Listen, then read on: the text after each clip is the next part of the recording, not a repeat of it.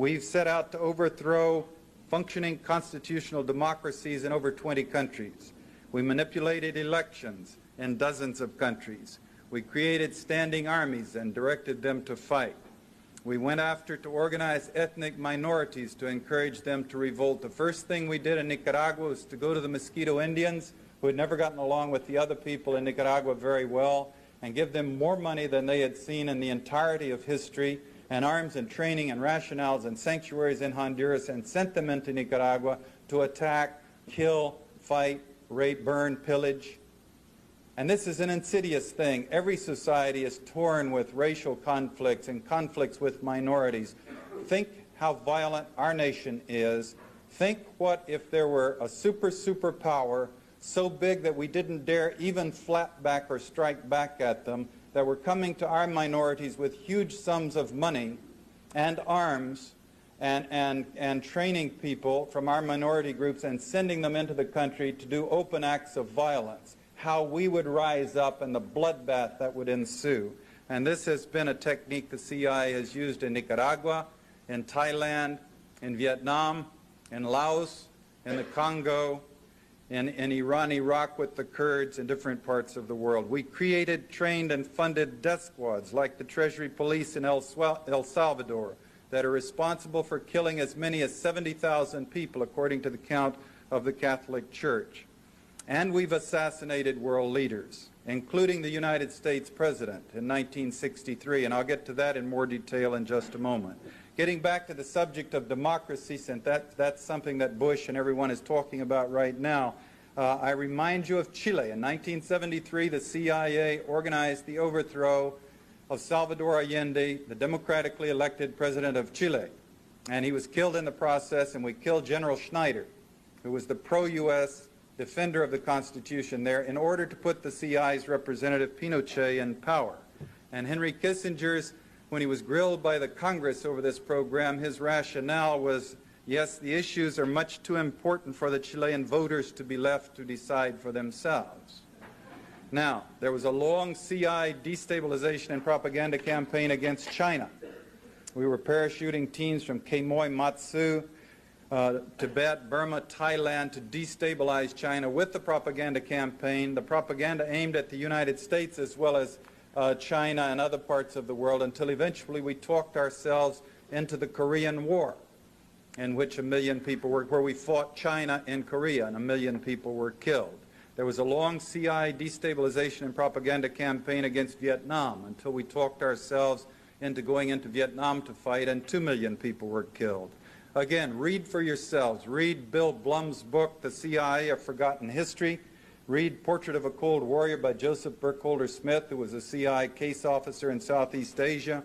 Read Fire in the Lake by Frances Fitzgerald, the daughter of Desmond Fitzgerald, the famous CIA Chief of Operations of Southeast Asia. Read Deadly Deceits by Ralph McGehee, another case officer who served in Southeast Asia. Read Decent Interval by Frank Snapp, who covered the period of time in Vietnam, 73, 75. He and I were colleagues there at that time. Or if you will, read my own book, In Search of Enemies by Norton, which remains the only insider's detailed account of the inner functionings of a covert action. Or read Washington's War on Nicaragua by Holly Sklar, not written by an insider, but a remarkable detail on the Nicaraguan operation, great detail of how that operation has been run. Trying to come to grips with these CIA activities and these broad numbers, trying to figure out how many people have been killed. You can count it up different ways. You can never be sure how many people are killed in the jungles of Laos or the hills of Nicaragua. But adding them up as best we can, we come up with a figure of 6 million people killed, minimum figure. It has to be more than that. 1 million in the Korean War, 2 million in the Vietnam War, 800,000 in Indonesia, a couple of million in Cambodia, 20,000 in Angola, the operation I was part of, 22,000 in Nicaragua, again the figure the New York Times cites. You're dealing with large numbers of people who died who would not have died if our tax dollars had not been spent by the CIA to exacerbate situations and destabilize and set people to fighting. So you began to analyze these figures to figure out who are these 6 million people we've killed. And again, that's a minimum figure. The conservatives tell us it's a dangerous world. Our enemies have to die so we can be safe and secure. Some of them say, I'm sorry about that, but that's the way the world is. We have to accept this reality. So you begin to study these things and rip through them and analyze them and break them apart, and you find some shocking common denominators come out to you. Namely, for example, since 1954, we do not parachute teams into the Soviet Union to destabilize the country in a brutal way. Coincidentally, 1954 was the first year the Soviets developed their actual capability of actually dropping atomic weapons on the United States.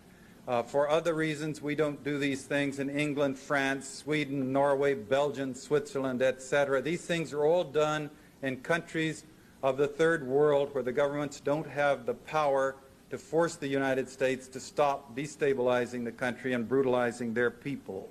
These 6 million people killed are people of the Mitumba Mountains of the Congo and the jungles of Southeast Asia and the hills of northern Nicaragua.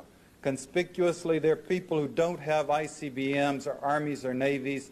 They don't have any capability of doing physical hurt to the United States. The 22,000 killed in Nicaragua, for example, they're conspicuously not Russians. They're not Cuban soldiers or advisors. They're not even percentage-wise mostly Sandinistas. They're mostly rag-poor peasants, including a high percentage of women and children. Communists? I'm sorry, they're mostly Roman Catholics. Enemies of the United States? I can't give you that one either, because we have all these witnesses who've gone down to live in their villages with them, and they invariably come back to testify that the Nicaraguans are the warmest people on the face of the earth, and they love people from the United States, and they simply cannot understand why our leaders would want to rationalize spending $1 billion on a contraforce to go into their villages, to kill them and mutilate them while their families are forced to watch.